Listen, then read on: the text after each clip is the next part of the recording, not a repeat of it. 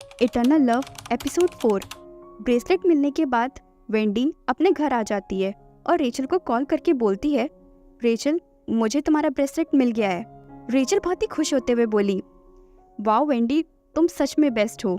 तुम मुझे इसे कल रात वापस कर देना। और वैसे भी कल रात वाजू सिटी में होने वाले फायरवर्क्स के लिए मैंने टिकट्स खरीदे हैं। क्या तुम मेरे साथ आना चाहोगी? वेंडी अपने बालों को पोंछते हुए बोली, नहीं, मैं कल रात नहीं आ पाऊंगी क्योंकि फायरवर्क शो का मुझे लाइव स्ट्रीम भी करना है और ये शो डोंगजू स्क्वायर में होने वाला है। रेचल बोली, क्या तुम फिर से ओवर टाइम करने वाली हो?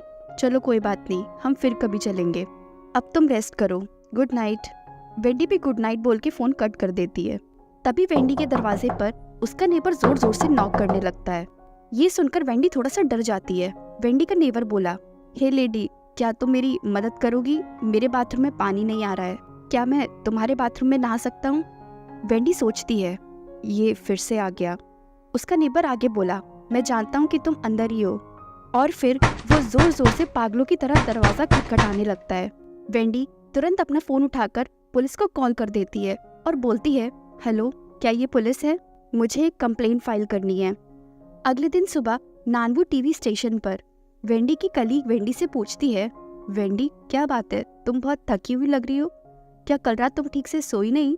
तभी वेंडी रात की बात को याद करने लगती है। फ्लैशबैक, जब वेंडी ने पुलिस को कॉल किया था तब पुलिस वहां पहुंचकर वेंडी के नेबर को अरेस्ट कर लेती है।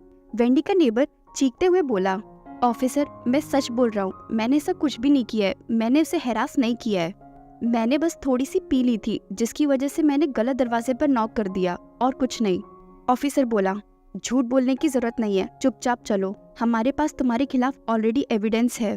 तभी एक ऑफिसर वेंडी से बोला, मिस, हम इसे ज्यादा दिन जेल में बंद नहीं रख पाएंगे और यहाँ पे रहना भी बहुत खतरनाक है, तो आप अपनी जगह चेंज कर दीजिए।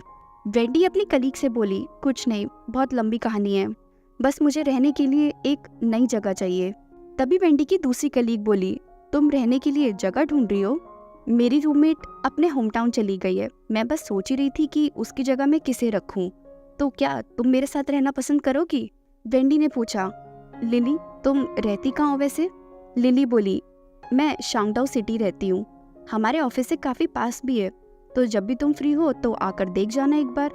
वेंडी बोली, आज तो मैं न्यू ईयर पर ब्रॉडकास्ट करने डोंगजू स्ट्रीट जा रही हूँ, मैं फिर कभी आती हूँ। लिली बोली, हाँ ठीक है, कोई बात नहीं, वैसे भी आज रात मेरे बॉयफ्रेंड ने हॉट स्प्रिंग होटल में रूम बुक किया है, पता नहीं ये आदमी लोग इतने कॉर्नी क्यों होते हैं। कल ही उसने मुझे I love you for ever and always का मैसेज किया था, आजकल वो कुछ ज्यादा ही क्लिंजी हो रहा है। कभी कभी तो मुझे तुम सिंगल लोगों से जेलसी होती है, कम से कम तुम लोगों के पास फ्रीडम तो है। वही खड़ी दूसरी लड़की बोली, लो ये फिर से शुरू हो गई। उसी रात को डोंगजू स्क्वायर पर काफी भीड़ जमा थी। न्यू ईयर फेस्टिवल होने की वजह से सभी लोग फायरवर्क्स देखने आए थे। वही वेंडी भी लाइव स्ट्रीम करने के लिए पहुंच जाती है। वेंडी बोली, फ्रेड मैं जल्दी से बाथरूम होकर आई, क्या तब तक तुम इसे पकड़ लोगे? ठीक है, फ्रेड बोला। फिर वेंडी बाथरूम जाने के लिए लाइन में लग जाती है। वेंडी अपना फोन चेक करती है तो रेचल का मैसेज था। रेचल ने लिखा था, मैं तो बहुत शॉक्ड हूँ क्योंकि सीन सैंग ने जस्ट अभी मैसेज किया है, शायद कोई ब्रॉडकास्ट मैसेज है। फिर वेंडी मैसेज चेक करती है, सबने हैप्पी न्यू ईयर एक दूसरे को विश किया हुआ था। वेंडी सोचती है, लगता है सीन अभी भी मेरी फ्रेंड लिस्ट में ऐड है, बस हमारे बीच में काफी सालों से बात नहीं हुई है। फिर वेंडी सीन की प्रोफाइल खोलकर चेक करने लगती है और सोचती है, सीन ने मुझे तो ब्रॉडकास्ट मैसेज नहीं भेजा, शायद उसने मुझे डिलीट कर दिया है। वैसे मुझे भी एक ब्रॉडकास्ट मैसेज भेज देना चाहिए, मैं भी उन लोगों को हटा सकती हूँ जिनसे मैं बात नहीं करती हूँ। फिर वेंडी हैप्पी न्यू ईयर का मैसेज लिखकर सेंड कर देती है। तभी वेंडी पीछे मुड़कर देखती है तो उसे सीन की आवाज आती है जो कि अपनी मॉम के साथ खड़ा था। सीन बोला, वो ऑलरेडी हाई स्कूल में है, क्या वो इतनी छोटी है कि अभी भी उसके लिए किसी को वेट करना पड़ेगा जब तक वो बाथरूम से नहीं आती? वेंडी देखती है कि सामने सीन खड़ा हुआ था। सीन सैंग? वेंडी हैरानी से सोचती है। सीन सैंग को वहां देखकर वेंडी हैरानी से सोचती है, ये यहाँ क्या कर रहा है? सीन की मॉम बोली, आज बहुत सारे लोग हैं और मैं और तुम्हारे फादर डेट पर जा रहे हैं, इसलिए तुम उसके साथ यहाँ पर रहो, ठीक है? वही वेंडी सोचती है, ये तो सच में बहुत बड़ा कोइंसिडेंस है। सीन थोड़ा इरिटेट होकर बोला, तो आपने मुझे यहाँ क्यों बुलाया, बेबी सिट करने के लिए? सीन की माँ बोली, अगर तुम पहले ही इतना समझ लेते तो मुझे इतने बहाने बनाने की ज़रूरत ही नहीं पड़ती। वैसे तुम्हें अपनी छोटी बहन से बात करने की कोशिश करनी चाहिए। आजकल वैसे भी कॉलेज एंट्रेंस एग्ज़ाम की वजह से उस पर बहुत प्रेशर है। उसने अपना काफ़ी वेट लूज भी कर दिया है। तभी सीन अपने फ़ोन में देखता है। अपने फ़ोन में देखते हुए सीन बोला, तो आप चाहती हैं कि हम दोनों एक दूसरे से अच्छे से बात करें? सीन देखता है कि वेंडी ने भी हैप्पी न्यू ईयर का मैसेज किया है। वेंडी का मैसेज देखकर सीन के एक्सप्रेशंस तुरंत चेंज हो जाते हैं। सीन की माँ बोली, अब तुम्हें क्या हुआ? सीन मैसेज टाइप करते हुए बोला, हमारे बीच सिर्फ बहुत बड़ा एज गैप ही नहीं है, बल्कि वो एक लड़की है और मैं एक लड़का हूँ। मुझे लगता है मुझसे ज़्यादा आपका उससे बात करना ज़्यादा बेटर रहेगा। फिर सीन मैसेज टाइप करके सेंड कर देता है। सीन की मॉम बोली, तुम मेरी बात कभी भी नहीं सुनोगे ना? वही वेंडी देखती है सीन ने एक क्वेश्चन मार्क भेजा होता है। वेंडी सोचती है, इसने मुझे क्वेश्चन मार्क क्यों भेजा है? कहीं मैंने कुछ गलत तो नहीं भेज दिया? वेंडी फिर से अपना मैसेज चेक करने लगती है। उसने सिर्फ हैप्पी न्यू ईयर ही लिखा था।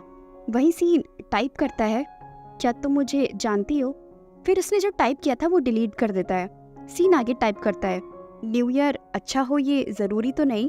फिर दोनों अपने फ़ोन में एक दूसरे के मैसेज का वेट करने लगते हैं। तभी वेंडी पीछे मुड़कर एक बार फिर से सीन की तरफ देखती है। वेंडी देखती है कि सीन अभी भी अपने फ़ोन में देखकर स्माइल कर रहा था। तभी वेंडी का ध्यान एक लड़की की तरफ जाता है जो बोलती है, ओफो, यहाँ पे टॉयलेट पेपर्स भी नहीं है, अब मैं क्या करूँ? वेंडी बोली, लो तुम इसे यूज़ कर लो। थैंक यू, वो लड़की बोली। फिर वो लड़की बहुत ही ध्यान से वेंडी को देखने लगती है। फिर वेंडी वेलकम बोल के वॉशरूम चली जाती है। वो लड़की सीन की बहन होती है।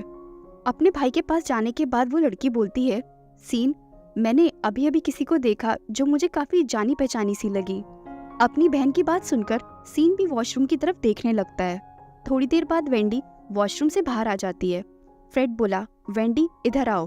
फिर फ्रेड थोड़ा कांपते हुए बोला, अगर तुम थोड़ी देर और लेट हो जाती ना तो मैं यहाँ ठंड के मारे जम जाता।